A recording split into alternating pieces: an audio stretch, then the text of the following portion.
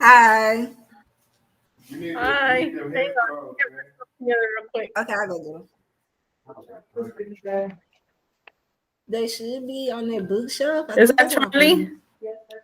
Okay. Good to have you here, safe and sound.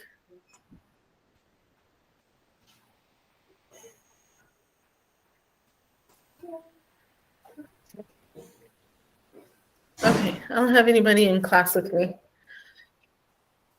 Let me see. Who else do I have?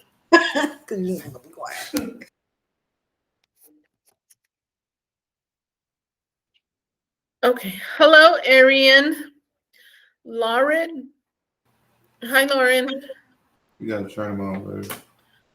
Hello, Shelby Carrillo. Lauren Trin. Can I see your face? Can I see your beautiful face? Yes. Can I? Let me turn on my light. I'm like sitting in the dark. Where's my volume? Hello, Melissa Ruiz. I'm right here. Okay, Lauren. So today is week 1, Lash 101. So I won't have any theory like for you for whatever week you're in today. But if you want to review Lash 101 with us, you can. Otherwise, you can just clock in on your time clock and work on your practicals. Okay, I'll do that. And I have my mock with you. Are you gonna send me like a email link for that, or like how's that one gonna work? It'll probably be just like the link for this because I do it online. You've already graduated or no? No, I'm on like week 1000. I'm week just 1000. Like, it feels that way. Yeah, because I started in September. I'm just doing it at my own pace, but I only have like I think 20 more hours left. So, like, do I wait for an email from you? But you say you'll just post it on the stream, right? Yeah, so I'll jump on the stream and I'll address it to state board, whoever has like. I prepare myself, right?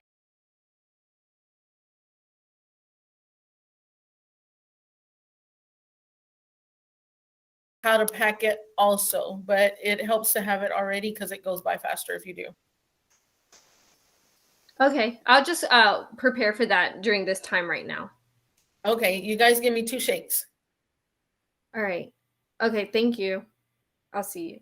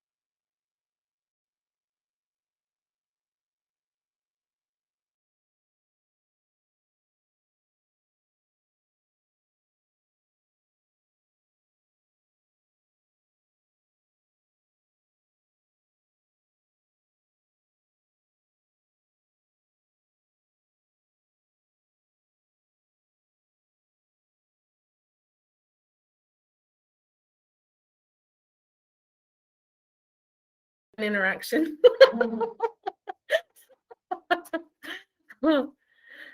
Arian's camera's on, Melissa's camera's on. Shelby, Janet, Lauren, Candy, Olivia. Can I see your face, Olivia?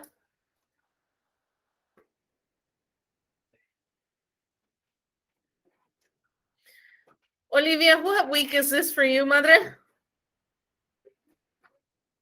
I can't hear you. 4 or 5. Starting 5, I think. Okay, so this is week 1. Do you want to review week 1 with us? Lash setup, all that kind of good stuff? Are we having other lectures for our weeks or no? That's it. No more. Okay. Okay. So Um, you I'll go. you can clock in on your time clock and work on your practicals or work on your homework, any homework that you have. Okay. Okay? Okay. Bye. Bye, I was Olivia. I'm sorry. I was kind of confused too because I'm on week number 9, but Oh wait, hold on, I can't hear you.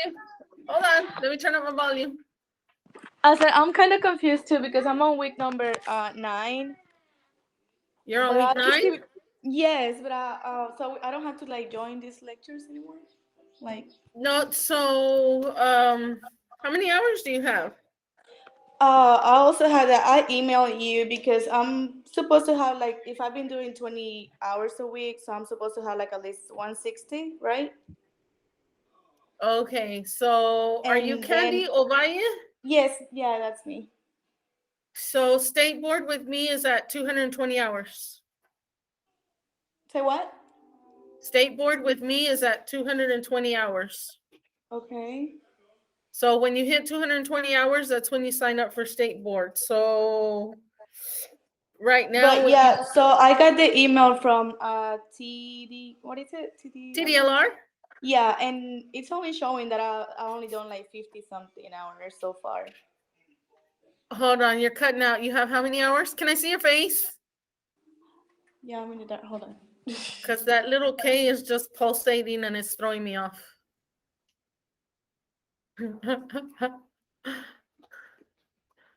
Are you coming back to me or are you going over there? Okay, so what does your email say? So it's only saying that I only done like 54 hours so far. Okay, so then I would have you email May, MAEB at 3D-and-Brow so you can talk to her about that. Okay. Okay? All right. But aside from that, you can still clock in on your time clock and do your practicals, do your homework, whatever it is that you need to do. Okay? Okay. So when I hit the And then just shoot me an 220 hours. email and let me know what Miss May, what transpired. Okay. Okay? All right. Thank you. All right, you're welcome. Bye, doll. Okay. Now that half the class is gone, we can get started. Not that I was waiting for them to leave, not at all. But so welcome to your first day of Lash class. My name is Miss Monica. I have been in the beauty industry, I want to say all my life, just because I had an older sister that did makeup and did hair and did all that kind of stuff. So whatever she did, of course, I wanted to do.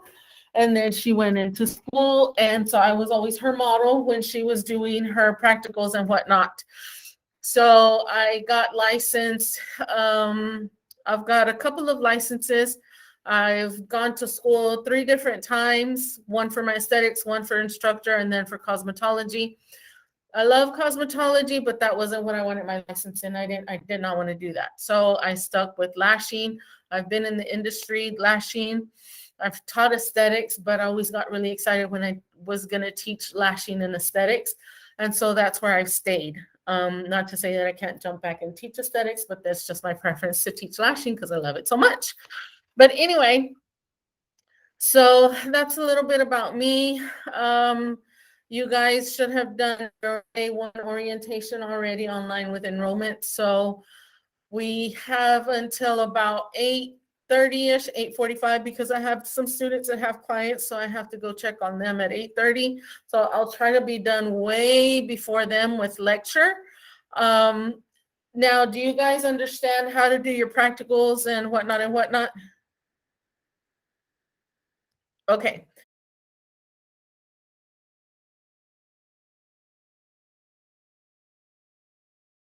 It is, and you'll get that breakdown on what that means when you're lashing. Okay, so we have 0.10, 0.15, 0.20, 0.25, 0.30, but you also have 0.03, 0.05, 0.07, 0.10, 0.12, and this hand is itching like crazy. I think this one means I'm gonna meet somebody, but I've already met everybody I need to meet. No, I'm kidding. No, I'm kidding. I don't need to meet anybody else. Okay, so remember we're talking about the curls. So if you look at J, you see how it's more outward. But then you look at the B and it has a little taper toward the tip. But then you see how this is a little bit tighter, a little bit lower. And then you have your D. D is usually, and C are usually the most popular ones. But then if you see that L, you see how it goes straight and then it kind of tapers out. Okay. And right now you're like, it all looks the same. It really doesn't. To somebody that knows curls, it really doesn't look the same. But your eye will get there. Okay. Okay. Any questions on any of this so far? Anybody online or in-house? No? Okay. Moving on. All right. So now your lash types. You have mink and you have silk. Okay. Mink used to be actual mink hair, but people were finding that when they washed their face, they lost the curl. So now we have synthetic. Okay.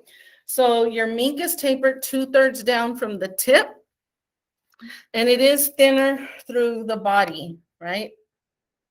It's a soft, feathery appearance, and it is a premium grade synthetic hair. So when you look at silk, it's tapered 1/3 down from the tip. So you see the difference? This is 1/3 where this is 2/3. It has a thicker body, so she's thicker than the mink. But the silk provides a fuller, more bold appearance, and it is a premium grade synthetic hair. And you'll hear the conversations between some of your clients. They'll be like, do y'all have silk lashes? Sorry, baby, we got mink. Are you okay with mink? I guess. Or we'll have somebody that's asking for D curl. The school only provides C curls. Well, the last time I came, I got D curls. Well, that was something that the student brought in that they shouldn't have brought in. I can provide C curls. If you are going to be unhappy with C curls, we can reschedule you, or you can make accommodations somewhere else, right? Okay, so this is what we have, and this is what it looks like. Student brought in, we got mink. Are you okay with mink? I guess. Or we'll have somebody that's asking for D curl. The school only provides C curls. Well, the last time I came, I got D curls. Well, that was something that the student brought in that they shouldn't have brought in. I can provide C curls. If you are going to be unhappy with C curls, we can reschedule you, or you can make accommodations somewhere else, right? Okay, so this is what we have, and this is what it looks like. Okay. So now the techniques. And I'm sure if you've been curious about lashes, you've already been on Lash TikTok, Instagram TikTok, Facebook TikTok, all the TikToks and all the socials regarding lashes. Okay. So, and I struggle with coming to terms with, but I saw this on Instagram. Okay. I probably did too, but that's not what I teach. You know what I mean? But you've seen or probably heard these terms: classic, volume, and hybrid. Okay. So if you look at the first sponge, you see classic. So the classic is basically 1-to-1 lash extension application. So you're putting one extension on one lash. So 1-to-1. Okay, so the classic technique uses the larger lashes, like your 0.10s, your 0.12s, and your 0.15s. Now, what you guys get are the 0.15s. Okay, so that's what you're going to use, 0.15. And they are placed 1 millimeter from the natural lid line. So what that thickness looks like is the thickness of a credit card. And 1 millimeter is anywhere. You know what I mean? If it's in an image, like if you onliners are submitting work, I have to be able to see that 1 millimeter on the lash line. And I can see it because guess what I'm doing? I'm zooming into your photos. I'm super examining your photos, especially you guys online, because it's a little bit harder. Obviously for me to be there with you in person. So I have to zoom in with your photos. So you guys got to submit good photos. And also good videos, and we'll talk about that later. Okay. So then volume, if you look at the bottom sponge, this is what your volume lashing looks like.